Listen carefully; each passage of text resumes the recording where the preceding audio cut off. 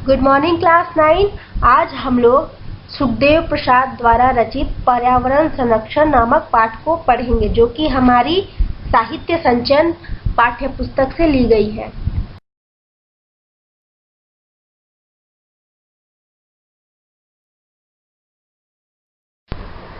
अब हम पढ़ेंगे वन संरक्षण एक आंदोलन।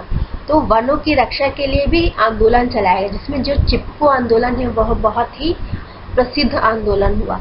चिपको आंदोलन एक पर्यावरण रक्षा का आंदोलन था। यह भारत के उत्तराखंड राज्य में किसानों ने वृक्षों की कटाई का विरोध करने के लिए किया था। वे राज्य के वन विभाग के ठेकेदारों द्वारा वनों की कटाई का विरोध कर रहे थे और उन पर अपनी परंपरागत अधिकार जता रहे थे। यह आंदोलन तत्कालीन उत्तर प्रदेश के चमोली जिले में सन 1970 ईस्वी में प्रारंभ हुआ था। उस समय उत्तराखंड का यह भाग उत्तर प्रदेश में ही आता था। एक दशक के अंदर यह पूरे उत्तराखंड क्षेत्र में फैल गया था।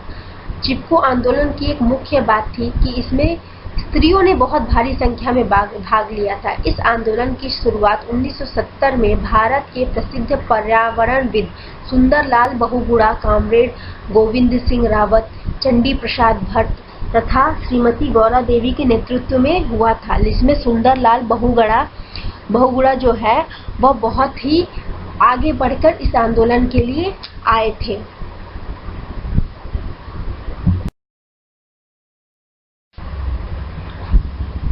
तो पाठ्य पुस्तक में इस विषय में दिया हुआ है कि वन आदि संस्कृतियों का पोषक थे। यानी पहले जमाने में हम वनों को सिर्फ पेड़ पौधों के रूप में नहीं देखते थे, उसे अपने भगवान, उसे अपने पूजनीय वस्तु मानते थे। और यह वन हमारे रक्षक भी है। इनसे भूक्षरण, भूस्खलन और बाढ़ें रुकती हैं।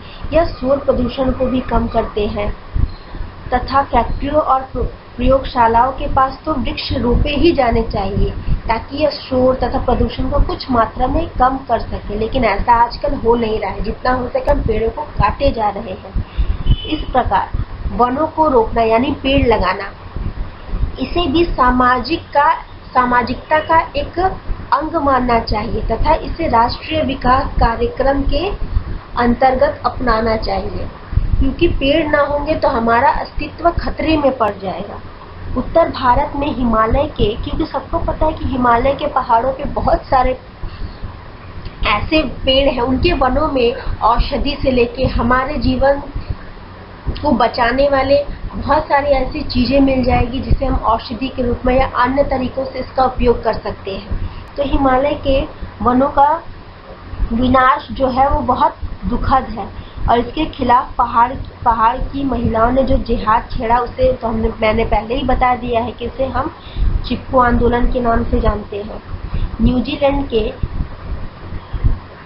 91 वर्षीय doctor Richard Saint Barbe Baker, जिन्हें प्रायः वृक्ष मानव यानी मैन ऑफ द ट्रीज के नाम से जाना जाता है, चिपको आंदोलनकारियों को बधाई देने आए थे।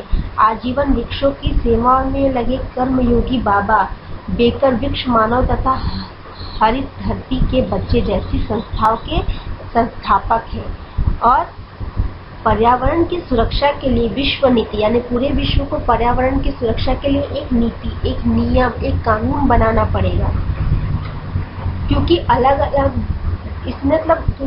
अलग देश अलग अलग कदम उठा के विश्व के लिए विनाशकारी स्थिति पैदा कर सकते हैं। सबको एक तरीके से एकजुट होकर सोचना पड़ेगा कि कैसे हम पर्यावरण को बचाएं। हमें यह मानना चाहिए कि भले हम अलग अलग देश जाति को, लेकिन पृथ्वी तो एक है, पृथ्वी तो सबकी है।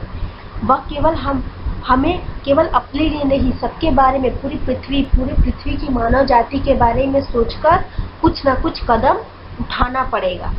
1948 में फ्रांस के फोंटेनब्ला नगर में संयुक्त राष्ट्र संघ की मदद से प्रकृति के संरक्षण का अंतर्राष्ट्रीय संघ स्थापित हुआ, जो विश्व संरक्षण का संगठन बन चुका है। पर असली कार्य प्रारंभ कौन किया? संयुक्त राष्ट्र संघ, विश्व स्वास्थ्य संगठन आदि के सहयोग से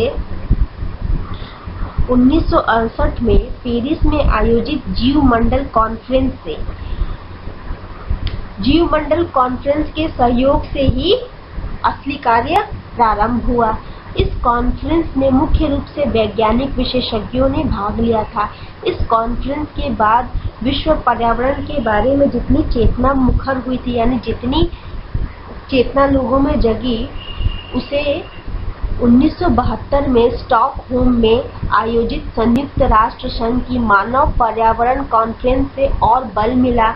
और चूंकि इसमें राजनीतिज्ञों की बहुलता थी, यानी इसमें बहुत सारे नेता थे, इसलिए पर्यावरण की समस्या को विश्व स्तर का राजनीतिक सबल प्राप्त है, क्योंकि पूरा विश्व राजनीति के द्वारा ही, नेताओं के द्वारा ही जुड़ा हुआ है। अगर इसमें नेताओं ने इसमें बढ़ चढ़कर हिस्सा लिया, इसलिए यह समस्या पूरे विश्व की समस्या बन गई और यह महसूस किया गया कि पर्यावरण संरक्षण हेतु अंतर्राष्ट्रीय स्तर पर प्रयास किए जाने चाहिए।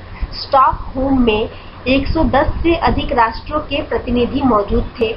उक्त अवसर पर, यानी उस अवसर पर राष्ट्रीय सरकारों और अंतर्राष्ट्रीय संगठनों के लिए 1909 सूत्री सिफारिशें मंजूर की गई। इस सम्मेलन में निष्कर्षों को वैज्ञानिक और राजनीतिक दोनों रूपों से इसे स्वीकृति, यानी दोनों रूपों से इसे माना गया। सारे राष्ट्रों ने पर्यावरण संबंधी कानून बनाए। अमेरिकी राष्ट्रपति ने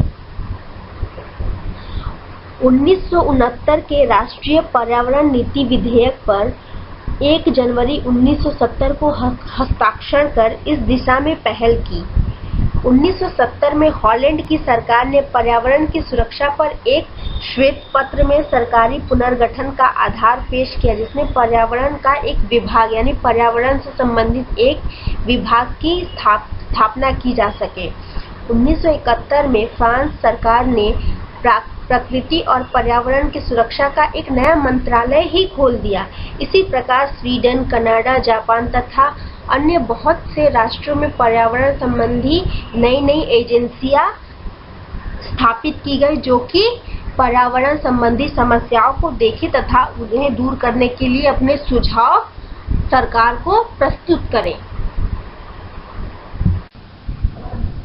अब इस पाठ का जो भाग मैंने पढ़ाया है, आप लोग उसके कठिन शब्दों को चुनेंगे और साथ ही जो लाइनें आपको समझ में नहीं आई या फिर व्याख्या मूलक के लिए जो लाइनें जरूरी है, उन्हें आप रेखांकित करेंगे, यानी कि अंडरलाइन करेंगे।